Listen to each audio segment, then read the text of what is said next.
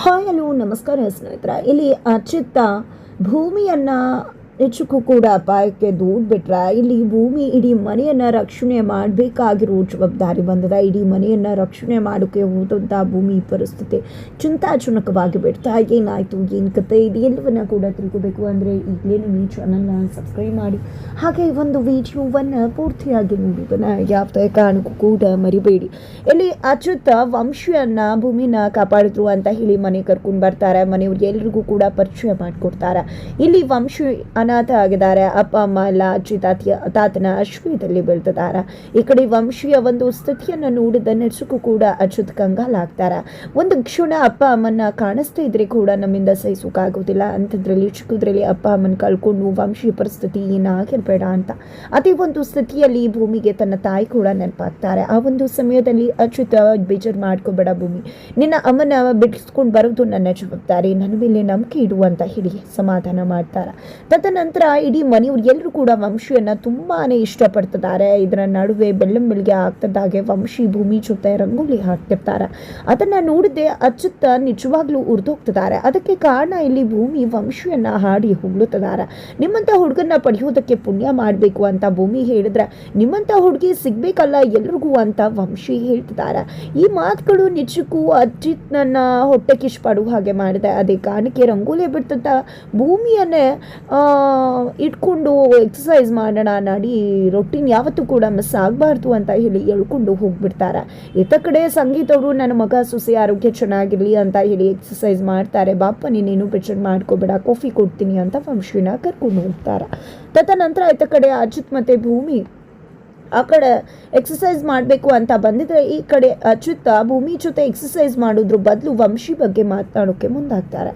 ಆ ಕಡೆ ಭೂಮಿ ಅಂತೂ ವಂಶಿ ಎಷ್ಟು ಒಳ್ಳೆಯವ್ರು ಗೊತ್ತಾ, ಎಷ್ಟು ಚೆನ್ನಾಗಿ ರಂಗೋಲಿ ಹಾಕ್ತಾರೆ ಗೊತ್ತಾ. ನಿಜಕ್ಕೂ ಕೂಡ ರಂಗೋಲಿನ ಎಲ್ಲ ಗಂಡಸರು ಕೂಡ ಹಾಕೋದಿಲ್ಲ, ಎಷ್ಟು ಚಂದ ರಂಗೋಲಿ ಹಾಕ್ತಾರೆ ಅಂದಾಗ ಏನಿದು ರಂಗೋಲಿ ಹಾಕೋದಕ್ಕೆ ಇಷ್ಟೆಲ್ಲ ಬಿಲ್ಡಪ್ ಕೊಡ್ತಿದ್ಯಲ್ಲ ಅಂತ ಹೇಳಿ ಅಚ್ಯುತ್ ಹೇಳ್ತಾರೆ.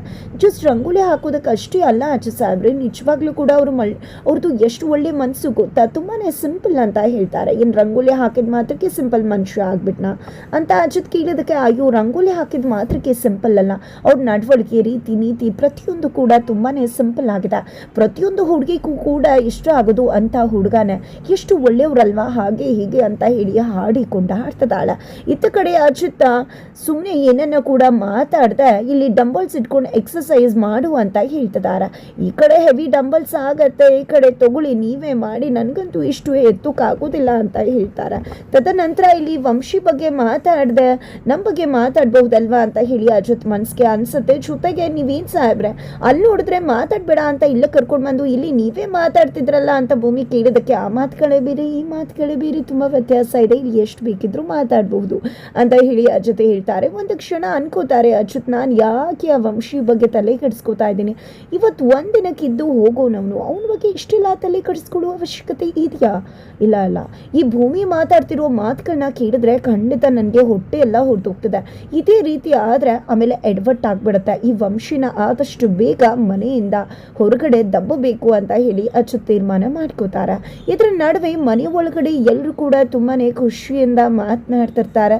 ಅದರ ನಡುವೆ ಈ ಕಡೆ ವಂಶಿ ಕೂಡ ಒಂದಷ್ಟು ತನ್ನ ಮಾತುಗಳನ್ನ ಕೂಡ ಜೊತೆಗೆ ಸೇರಿಸ್ತಾರೆ. ಈ ಕಡೆ ದೇವಿಯಾನಿ ಅಂಚು ಕನ್ನಡ ರಾಜ್ಯೋತ್ಸವವನ್ನು ಆಚರಿಸ್ತಿದ್ದಾಳಂತೆ ಫಾರಿನಲ್ಲಿ. ಕನ್ನಡ ಸಂಘದವ್ರು ಎಲ್ಲರೂ ಕೂಡ ಸೇರಿಕೊಂಡು ಅಂದಾಗ ನಿಜ ಅಲ್ವಾ, ಎಷ್ಟು ಖುಷಿ ಆಗತ್ತೆ ನಮ್ಮ ಒಂದು ರಾಜ್ಯೋತ್ಸವನ ಫಾರಿನಲ್ಲಿ ಆಚರಿಸೋದು ಅಂದರೆ, ಎಲ್ಲರೂ ಕೂಡ ಒಟ್ಟುಗೂಡಿ ಎಷ್ಟು ದೊಡ್ಡ ಹಬ್ಬವಾಗಿ ಆಚರಿಸ್ತಾರೆ ಅವರೆಲ್ಲರೂ ಕೂಡ ಅಂತ ಹೇಳ್ತಿದ್ದಾರೆ. ನಮ್ಮ ಕನ್ನಡಿಗರು ಅಂದ್ರೇ ಅಷ್ಟೇ ಅಲ್ವಾ, ನಮ್ಮ ಕನ್ನಡಿಗರೇ ಹೆಮ್ಮೆ, ಹಾಗೆ ಹೀಗೆ ನಮ್ಮ ಕನ್ನಡವೇ ಹೆಮ್ಮೆ ಅಂತೆಲ್ಲನೂ ಕೂಡ ಹೇಳಿ ಮಾತನಾಡ್ತಿರ್ತಾರೆ. ಇದನ್ನ ನಡುವೆ ನಾನು ಕಾಫಿ ಮಾಡ್ಕೊಂಡು ಬರ್ತೀನಿ ಅಂತ ಹೇಳ್ತಾರೆ ಇಲ್ಲಿ ಸಂಗೀತ ಅವ್ರು ಕೂಡ. ಬಿಕಾಸ್ ಪಲ್ಲವಿ ಮನೆ ಕೆಲ್ಸಕ್ಕೆ ಬಂದಿರುವುದಿಲ್ಲ, ಹಾಗಾಗಿ ಭೂಮಿನೇ ತಿಂಡಿ ಮಾಡಿರ್ತಾರೆ. ಈಗ ನಾನು ಎಲ್ರಿಗೂ ಟೀ ಕಾಫಿ ಮಾಡ್ಕೊಂಡು ಬರ್ತೀನಿ ಅಂತ ಹೇಳಿ ಸಂಗೀತಮ್ಮ ಅಡುಗೆ ಮನೆಗೆ ಹೋಗ್ತಾರೆ. ಹೋಗ್ತಿದ್ದಾಗೆ ಅವ್ರಿಗೊಂದು ಫೋನ್ ಬರುತ್ತೆ. ಈ ಕಡೆ ಟೀ ಇಟ್ಟಿದ್ದಾರೆ, ಆ ಕಡೆ ಮಾತನಾಡ್ತಿದ್ದಾರೆ, ಗ್ಯಾಸ್ ಸ್ಟವ್ ಪಕ್ಕದಲ್ಲೇ ನಿಂತ್ಕೊಂಡ್ಬಿಟ್ಟಿದ್ದಾರೆ.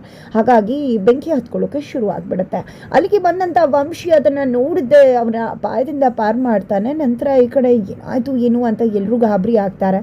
ಸಂಗೀತವ್ರನ್ನ ಹೊರಗಡೆ ಕರ್ಕೊಂಡು ಬರ್ತಾರೆ. ಬರ್ತಿದ್ದಾಗನೇ ಈ ಕಡೆ ವಂಶಿ ಕೆಂಡವಾಗಿದ್ದೆ, ಏನು ಗೊತ್ತಾಗೋದಿಲ್ವಾ ನಿಮಗೆ? ಏನು ಅನ್ಕೊಂಡ್ಬಿಟ್ಟಿದ್ರಾ? ತುಂಬ ಹುಷಾರಾಗಿರ್ಬೇಕಲ್ವಾ ನೀವು? ಜಸ್ಟ್ ಈ ಮನೆಗೆ ಏನು ಸಿಂಪಲ್ ಅಂತ ಅಂದ್ಕೊಂಡಿದ್ರಾ? ಮಕ್ಕಳಾಗಿ, ಹೆಂಡತಿಯಾಗಿ, ಅಕ್ಕನಾಗಿ ಎಷ್ಟೆಲ್ಲ ಪಾತ್ರ ನಿರ್ವಹಿಸ್ತಾ ಇದ್ದೀರಾ? ನಿಮ್ಗೇನಾದರೂ ಹೆಚ್ಚು ಕಡಿಮೆ ಆದರೆ ಏನು ಮಾಡಬೇಕು ಅಂತ ಹೇಳಿ ವಂಶಿ ರೇಗ್ ಬಿಡ್ತಾರೆ.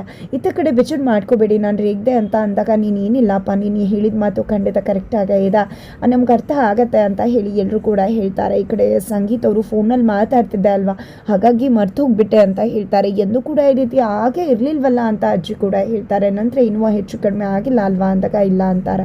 ಸರಿ ಅಚ್ಯುತ್ ಮತ್ತು ಭೂಮಿಗೆ ಈ ವಿಷಯ ಹೇಳ್ಬಿಡಪ್ಪ, ಖಂಡಿತ ಗಾಬರಿ ಆಗ್ತಾರೆ ಅಂತಾರೆ. ನಂತರ ಇಲ್ಲಿ ಅಚ್ಯುತ್ ಭೂಮಿ ಬರ್ತಾರೆ. ಇಲ್ಲಿ ಎಲ್ಲರೂ ಕೂಡ ತುಂಬ ಬೇಜಾರು ಮಾಡ್ಕೊಂಡಿದ್ದಾರೆ ವಂಶಿ ಹೋಗ್ಬಿಡ್ತಾರೆ ಅಂತ. ಬಟ್ ಅಜಿತ್ಗೆ ತುಂಬಾ ಖುಷಿ ಆಗ್ತದೆ. ಯಾಕೆ ಬೇಜಾರು ಮಾಡ್ಕೋತಿದ್ರ, ಅವರು ಸ್ಟಾರ್ಟಪ್ ಕಂಪ್ನಿ ಅದು ಇದು ಅಂತ ಹೇಳಿ ಸಾಫ್ಟ್ವೇರ್ ಒಂದು ಫೀಲ್ಡಲ್ಲಿದ್ದಾರೆ, ಖಂಡಿತ ಅವರು ತುಂಬ ಬಿಸಿ ಇರ್ತಾರೆ, ನಾವು ಹೇಳಿದಾಗೆಲ್ಲ ಇಲ್ಲಿರೋಕ್ಕಾಗೋದಿಲ್ಲ, ಅವ್ರಿಗೆ ಕೆಲಸ ಇರುತ್ತೆ, ಹೋಗಿ ಬರಲಿ ಬಿಡಿ ಅಂತ ಹೇಳ್ತಾರೆ. ಈ ಕಡೆ ವಂಶಿ ಕೂಡ ಹೌದು ಅಜಿತ್ ಹೇಳ್ತಿರೋದು ಸರಿಯಾಗೇ ಇದೆ ಅಂತ ಹೇಳ್ತಾರೆ. ಆದರೂ ಕೂಡ ನಮಗೆ ವಂಶಿ ಕಳಿಸ್ಕೊಡೋಕೆ ಇಷ್ಟ ಇಲ್ಲ, ಅವರೆಲ್ಲಂದಾನೆ ಅಪ್ ಆ್ಯಂಡ್ ಡೌನ್ ಮಾಡಬಹುದಲ್ವಾ ಅಂದಾಗ ಹೆಲ್ತ್ ಇಸ್ ವೆಲ್ತ್ ಅಂತಾರಲ್ವಾ, ಆರೋಗ್ಯ ಹಾಳಾಗತ್ತೆ ಅಂತ ಅಜಿತ್ ಹೇಳ್ತಾರೆ. ನಾನು ಕನ್ವಿನ್ಸ್ ಮಾಡ್ತೀನಿ ಇರಿ ವಂಶಿ ಅವರೇ ಅಂತ. ಏನು ಇದೆಲ್ಲ ಕನ್ವಿನ್ಸ್ ಅಂತಾರೆ ನೋಡಿ, ಯಾರಿಗೂ ಕೂಡ ವಂಶಿ ಕಳಿಸ್ಕೊಡೋಕೆ ಇಷ್ಟ ಇಲ್ಲ ತಾನೆ ಅಂತ ಹೇಳಿ ನಚ್ಚಿ ಕೇಳೋದಕ್ಕೆ ಹೌದು ಅಂತ ಎಲ್ಲರೂ ಕೂಡ ಹೇಳ್ತಾರೆ. ಇದನ್ನು ಹೇಳೋದು ಕನ್ವಿನ್ಸ್ ಅಂತ ಹೇಳಿ ಕನ್ವಿನ್ಸ್ ಮಾಡ್ತಾರೆ. ಎಲ್ಲರನ್ನ ಕೂಡ ನಚ್ಚಿ ಕನ್ವಿನ್ಸ್ ಮಾಡೋ ಅವಶ್ಯಕತೆ ಇಲ್ಲ, ಎಲ್ರಿಗೂ ಕೂಡ ವಂಶಿ ಕಳಿಸ್ಕೊಡೋದು ಇಷ್ಟ ಇಲ್ಲ. ವಂಶಿ ಕೂಡ ನೀವು ಇಷ್ಟೆಲ್ಲ ಇಷ್ಟಪಡ್ತಿದ್ರ ನನ್ನ ಅಂತ ಹೇಳಿದ್ಮೇಲೆ ನನಗೂ ಕೂಡ ನಿಮ್ಮನ್ನೆಲ್ಲ ಬಿಟ್ಟು ಹೋಗೋ ಮನಸ್ಸಿಲ್ಲ, ನಾನು ಕೂಡ ಇಲ್ಲೇ ಇರ್ತೀನಿ ಅಂತ ಹೇಳ್ಬಿಡ್ತಾರೆ. ಅಜಿತ್ಗಂತೂ ತುಂಬಾ ಉಡ್ತೋಗುತ್ತೆ. ಈ ಕಡೆ ಭೂಮಿ ಅಂತೂ ವಾವ್ ಸೂಪರ್, ನಮ್ಮ ವಂಶಿ ಅವರು ಎಷ್ಟು ಚೆನ್ನಾಗಿ ಎಲ್ಲರ ಒಂದು ಎಮೋಷನ್ಸ್ನ ಅರ್ಥ ಮಾಡ್ಕೋತಾರೆ ಅಂತ ಖುಷಿ ಪಡ್ತಾಳೆ. ಅದು ಕೂಡ ಅಜಿತ್ಗೆ ಉಡ್ತು ಹೋಗುತ್ತೆ. ನಂತರ ಪೊಲೀಸ್ ಸ್ಟೇಷನ್ಗೆ ಬರ್ತದಾಗೆ ಇತ್ತ ಕಡೆ ಅಚ್ಯುತ ಆ ವಂಶಿ ಅಂತೂ ಸರಿ ಇಲ್ಲ, ವಂಶಿ ಜೊತೆ ನಮ್ಮ ಭೂಮಿ ರಂಗೋಲಿ ಬಿಡ್ತಿದ್ಲು ಗೊತ್ತಾ, ಅವನು ಯಾಕೆ ನಮ್ಮ ಭೂಮಿ ಜೊತೆ ರಂಗೋಲಿ ಬಿಡಬೇಕು ಅಂದರೆ ಹೆಂಡತಿಗೆ ಸಹಾಯ ಮಾಡ್ತಿದ್ದಾನೆ ಅಂತ ಖುಷಿ ಪಡಪ್ಪ ಅಂತ ಸತ್ಯನ ಹೇಳ್ತಾರೆ. ಅಷ್ಟೇ ಅಲ್ಲ ಸತ್ಯನ ರಂಗೋಲಿ ಬಿಡೋದು ಸಹಾಯ ಮಾಡೋದು ಮ್ಯಾಟರ್ ಎಲ್ಲ, ಭೂಮಿ ಎಷ್ಟೆಲ್ಲ ಹಾಡಿ ಹೋಗ್ಲತ್ತಿದ್ಲು ಗೊತ್ತಾ ಅಂದಾಗ ಪ್ರತಿಯೊಂದು ಹೆಣ್ಣು ಮಕ್ಳಿಗೂ ಕೂಡ ಈ ರೀತಿ ಸಣ್ಣ ಪುಟ್ಟ ವಿಷಯದಲ್ಲಿ ಗಂಡು ಮಕ್ಕಳು ಇನ್ವಾಲ್ವ್ಮೆಂಟ್ ಆಗೋದು ತುಂಬಾ ಇಷ್ಟ ಆಗುತ್ತೆ. ಪ್ರೀತಿಯ ಪ್ರೋಸೆಸ್ ಎಲ್ಲ ಹಾಗೆ ಇರುತ್ತೆ, ಯಾವಾಗ ಏನು ಯಾವಾಗ ಅಂತ ಗೊತ್ತಾಗೋದಿಲ್ಲ, ಹೆಣ್ಮಕ್ಳಿಗೆ ಯಾವಾಗಲೂ ಆ ಒಂದು ಪ್ರೋಸೆಸ್ಸಲ್ಲೇ ಇರ್ತಾರೆ ಅಂತ ಹೇಳ್ತಿದ್ದಾಗ ಈ ಕಡೆ ಅಜಿತ್ಗೆ ಉರ್ದು ಹೋಗುತ್ತಾ.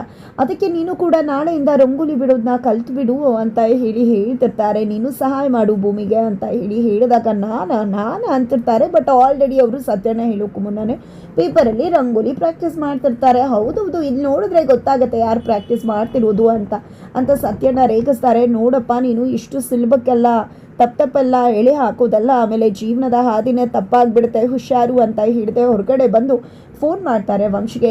ಏನೋ ಅನ್ಕೊಂಡಿದ್ಯಾ, ನನ್ನ ತಾಕತ್ತಿದ್ರೆ ನನ್ನ ಭೇಟಿ ಮಾಡು ಅಂತ ಹೇಳೋದು ಸತ್ಯನ. ಆ ಕಡೆ ವಂಶಿ ನಿನಗೆ ತಾಕತ್ತಿದ್ರೆ ನನ್ನ ಬಂದು ಭೇಟಿ ಮಾಡೋದು ಅಂತ. ತಕ್ಷಣ ಈ ಕಡೆ ಸತ್ಯನ ಹೋಗಿದೆ ವಂಶಿಯನ್ನು ಭೇಟಿ ಮಾಡ್ತಾರೆ. ಭೇಟಿ ಮಾಡಿದ್ದೆ ಏನು ಅನ್ಕೊಂಡ್ಬಿಟ್ಟಿದ್ಯಾ ನೀನು, ಹಾಗೆ ಹೀಗೆ ಅಂತ ಹೇಳಿ ಜೋರು ಮಾಡ್ತಿದ್ದಾರೆ. ನಿನಗೆ ಕೇಸ ಹಾಕ್ಬಿಡ್ತೀನಿ, ಆಮೇಲೆ ಆಚೆನೆ ಬರೋಕ್ಕಾಗಬಾರ್ದು, ಜೀವಾವಧಿ ಶಿಕ್ಷೆ ಕೊಡಿಸ್ಬಿಡ್ತೀನಿ, ಹಾಗೆ ಹಿಂಗೆ ಅಂತ ಹೇಳ್ತಾರೆ. ನಂತರ ಬಂದಿದ್ದ ಕೆಲಸ ಮುಗೀತಾ, ತಾಕತ್ತಿಲ್ವಾ, ಹಾಗೆ ಹಿಂಗೆ ಅಂತ ವಂಶಿ ಕೂಡ ಹೇಳ್ತಾರೆ. ನಂತರ ಇಬ್ಬರು ಕೂಡ ಬಂದು ಹಾಗೆ ಮಾಡ್ತಾರೆ. ಬಿಕಾಸ್ ಇಲ್ಲಿ ವಂಶಿನ ಕರೆಸಿರೋದೇ ಇಲ್ಲಿ ಸತ್ಯನಾಗಿದ್ದಾರೆ. ಬಿಕಾಸ್ ನಚ್ಚಿ ಪ್ಲ್ಯಾನ್ ವರ್ಕೌಟ್ ಮಾಡೋದಕ್ಕೋಸ್ಕರನೇ ಇಲ್ಲಿ ವಂಶಿನ ಕರೆಸಿದ್ದಾರೆ. ಸತ್ಯನ ಅವರ ಒಂದು ಪ್ಲ್ಯಾನ್ ಕೂಡ ವರ್ಕ್ ಆಗುತ್ತೆ.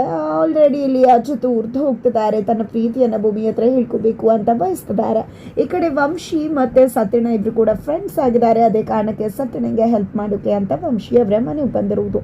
ಇತ್ತ ಕಡೆ ಕಟ್ ಮಾಡಿ ನೋಡಿದ್ರೆ ಮನೆಯಲ್ಲಿ ಕಾರ್ಪೊರೇಟ್ ಕಡೆ ಎಲ್ಲರೂ ಕೂಡ ಬಂದು ಕಲ್ಲು ತೂರಾಟ ಮಾಡ್ತಿದ್ದಾರೆ. ನಮ್ಮ ಕಾರ್ಪೊರೇಟರ್ನ ಬಿಡಲಿಲ್ಲ ಅಂದರೆ ಇಡೀ ಮನೆಗೆ ಬೆಂಕಿ ಹಚ್ತೀವಿ ಅಂತ ಹೇಳಿ ಒಂದು ಲೆಟರನ್ನು ಕೂಡ ಎಸಿದ್ದಾರೆ ಕಾರ್ಯಕರ್ತರು. ಇತ್ತ ಕಡೆ ಭೂಮಿ ಹೋಗಿದೆ ಅಜಿತ್ ಸಾಬ್ರೆ ಕಾರ್ಪೊರೇಟರ್ ಕಡೆ ಎಲ್ಲರೂ ಕೂಡ ಮನೆ ಮೇಲೆ ದಾಳಿ ಮಾಡ್ತಿದ್ದಾರೆ. ಬಿಡಲಿಲ್ಲ ಅಂದರೆ ಬೆಂಕಿ ಹಚ್ತೀನಿ ಹಾಗೆ ಹೀಗೆ ಅಂತಿದ್ದಾರೆ. ಅಂದಾಗ ಈಗ ನೀನು ಎಲ್ಲರ ಒಂದು ಲೀಡರ್ಶಿಪ್ಪನ್ನು ತಗೊಂಡಿದ್ದೆ, ದುರ್ಗೆ ಅವತಾರವನ್ನು ತಾಳಿ ಎಲ್ಲರನ್ನ ಕೂಡ ಅಲ್ಲಿಂದ ಬಡಿದು ಎಬ್ಬಿಸಬೇಕು. ಇವತ್ತು ಪೊಲೀಸ್ನ ಹೆಂಡತಿ ಅನ್ನೋದನ್ನ ಪ್ರೂವ್ ಮಾಡಬೇಕು, ನೀನು ಪೊಲೀಸ್ ಆಗಬೇಕು ಅನ್ನೋ ಆಸೆ ಇದೆ ಅಲ್ವಾ ಅಂತ ಹೇಳಿ ಜೊತೆ ಹೇಳ್ತಿದ್ದಾಗೆ ಖಂಡಿತ ಅಂತ ಹೇಳಿ ಇಡೀ ಹೆಣ್ಮಕ್ಳು ಎಲ್ಲರನ್ನ ಕೂಡ ಸೇರ್ಕೊಂಡಿದ್ದ. ಈ ಕಡೆ ದೊಣ್ಣೆ ತಗೊಂಡು ಬೆಂಕಿ ಹಚ್ಕೊಂಡಿದ್ದ ಅವರನ್ನೇ ಮನೆಯಿಂದ ಓದೋಡ್ಸೋಕೆ ಭೂಮಿ ಸಿದ್ಧವಾಗ್ತಿದ್ದಾರೆ. ಬಟ್ ಈ ಒಂದು ಗಲಾಟೆಯಲ್ಲಿ ಭೂಮಿಗೆ ಪೆಟ್ಟಾಗೋ ಸಾಧ್ಯತೆ ಇದೆ. ಹಾಗಿದ್ರೆ ಭೂಮಿ ಪರಿಸ್ಥಿತಿ ಚಿಂತಾಜನಕವಾಗತ್ತೆ. ಏನಾಗತ್ತೆ ತಿಳ್ಕೋಬೇಕು ಅಂದರೆ ಮುಂದಿನ ವೀಡಿಯೋಗೆ ವೇಟ್ ಮಾಡೋದನ್ನ ಯಾವುದೇ ಕಾರಣಕ್ಕೂ ಕೂಡ ಮರಿಬೇಡಿ.